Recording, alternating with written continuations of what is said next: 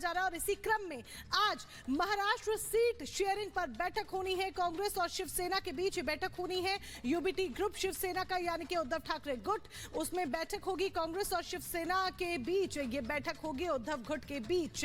तो बड़ी जानकारी आप तक पहुंचा दें। इससे पहले भी बैठकों का दौर एक के बाद एक देखा गया है। दिल्ली में भी हमने देखा था कि किस तरीके से आम आदमी पार्टी और कांग्रेस के बीच में सीट शेयरिंग को लेकर बैठक हुई थी और उसके बाद इसी क्रम में देखिए आज महाराष्ट्र में सीट शेयरिंग को लेकर बैठक होनी है, जिसमें कांग्रेस और शिवसेना उद्धव बाला साहब ठाकरे गुट के बीच में यह बैठक होगी। अब ऐसे में सीट शेयरिंग के फॉर्मूले पर सहमति बन पाती है या नहीं बन पाती है कि राज्य में कौन सी पार्टी कितनी सीट पर चुनाव लड़ेगी, ये देखना दिलचस्प होगा कि किस तरीके से सहमति के दौर में ये तमाम पार्टियां मिलकर एक हो पाती हैं।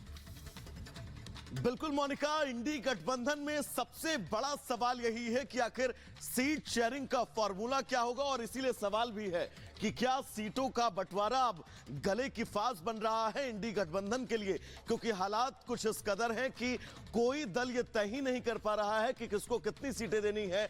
तो दूसरी तरफ नीतीश कुमार को प्रमोट किए जाने के तमाम हथकंडे उनकी पार्टी के नेता अपना रहे हैं और यह सिलसिला एक बार फिर शुरू हो चुका है। रिपोर्ट आपको दिखाते हैं।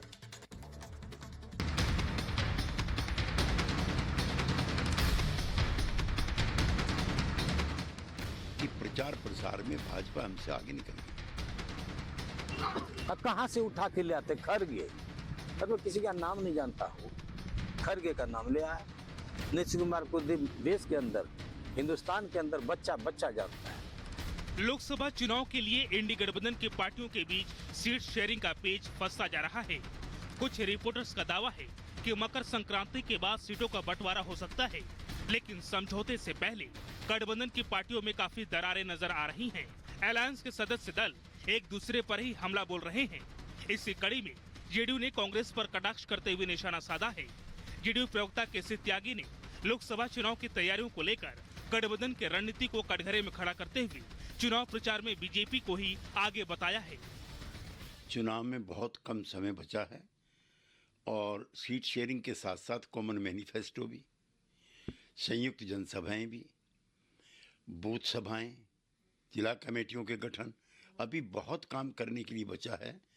और मैं पुनः दोहराना चाहता हूं कि प्रचार प्रसार में भाजपा हमसे आगे निकल गई। एक और केसी त्यागी कांग्रेस पर सवाल उठा रहे हैं, तो वहीं दूसरी ओर बिहार में 17 सीटों पर चुनाव लड़ने का दावा ठोक रहे हैं। इन 17 सीटों में 16 सीटें वे हैं जिन पर लोकसभा चुनाव 2019 में एनडीए के साथ गठबंधन में रहते हुए जेडीयू ने जीत हासिल की थी। केसी त्यागी ने कहा, जेडीयू और आरजेडी दोनों पार्टियां बिहार में बीजेपी को कड़ी टक्कर देने की स्थिति में हैं। ऐसे में हम यहां कांग्रेस से समझौता करने की स्थिति में नहीं हैं। जेडीयू का तो स्पष्ट मत है, साफ है उसका स्टैंड। हम पिछली बार 17 सीटों पे लड़े थे, उतनी सीटों पे लड़ना चाहते हैं, जिसमें 16 सीट हमारी सीटिंग है। उसको देने का कटने का कोई प्रश्न पैदा नहीं होता।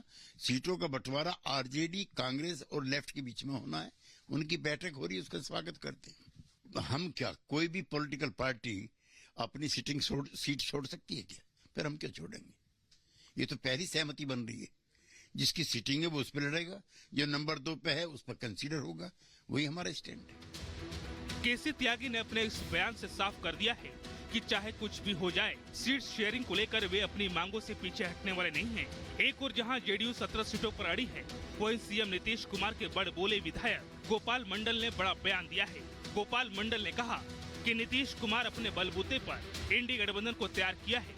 ऐसे में नीतीश के अलावा कोई भी प्रधानमंत्री पद का उम्मीदवार नहीं है। साथ ही कांग्रेस पर निशाना साधते हुए कहा कि बिहार में इनका कोई जनाधार नहीं है। अगला प्रधानमंत्री नीतीश कुमार को होना चाहिए, योग्य व्यक्ति है।